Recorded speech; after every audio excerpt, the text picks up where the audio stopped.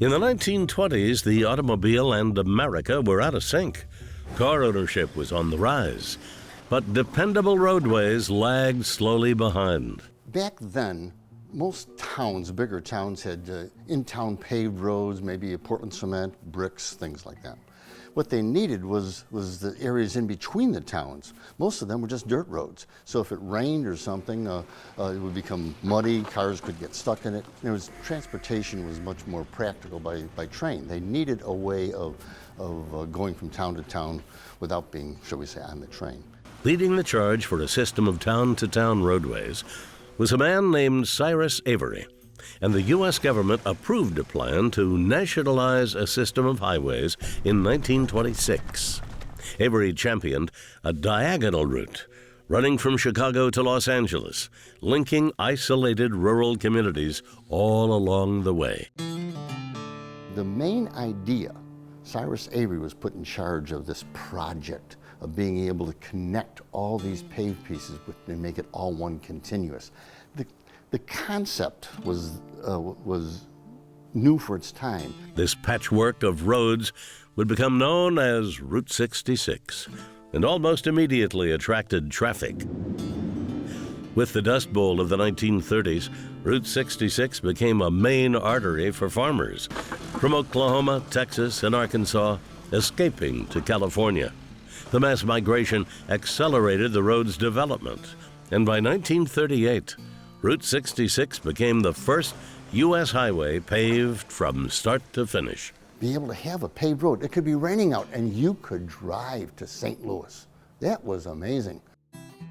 Route 66 would be immortalized a year later, nicknamed the Mother Road in John Steinbeck's seminal novel The Grapes of Wrath.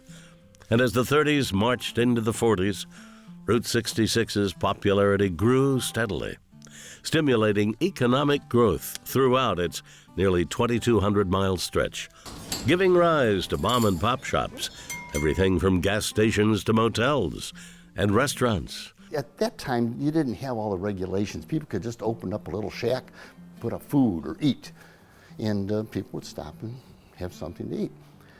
Now there were so many of them, they started to have gimmicks now. So various kind of gimmicks would occur to draw people in, because families were now traveling on the road. With all its gimmicks, roadside attractions, diners, drive-thrus, and quirky motels, Route 66 became a signature of the American road trip, an adventure that was being woven into the culture of the country. After the war, people wanted to travel. That's when Bobby Troup wrote the song, Get Your Kicks on Route 66, 1946. At that time, he realized what 66 had become. No matter what you wanted, he felt, you'd find it in 66. Starts at an ocean. I mean, it was clear water, ends at an ocean. You had skyscrapers, you had deserts, and everything in between. For vacationers, Route 66 became a destination all its own.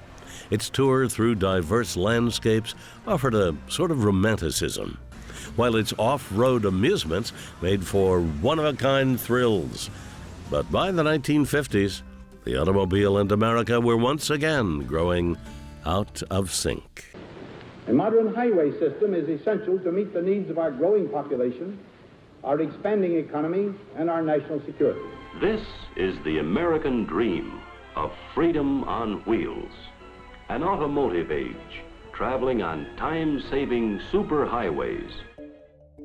Traffic demands were only growing, and President Eisenhower recognized the need for a much more sophisticated and integrated system of highways. Eisenhower was involved, first of all, with the Lincoln Highway when he was in the military. And he learned about transportation and how bad it was if you didn't have good roads. In 1956, Eisenhower signed the Federal Aid Highway Act, authorizing the construction of a 41,000-mile network of interstate highways. For Route 66, it was the beginning of the end.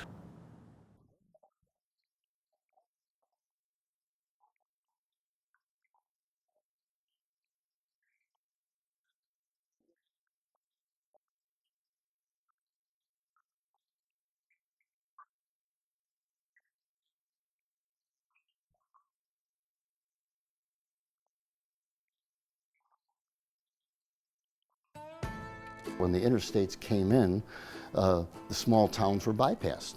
The towns were kind of forgotten. The Main Street of America was largely overwritten by the interstate highway system. It hung around for a few more decades, but by 1985 it was obsolete and officially decommissioned. Though its mystique endures, and thanks to extensive preservation efforts, Route 66 lives on. You know, you can go to some of these old gas stations that we've got preserved on the road, and you can stand where your father stood, your family stood, your grandparents stood. And if you just use a little imagination, you step back in time. Other highways are more historic, but 66 has that little something to it that people want to go and relive the past. Route 66 carries a special nostalgia. It's the original spirit of the open road, brimming with remarkable stories that are at the core of America's culture. It's simple pleasures, simple treasures. That's what Route 66 is.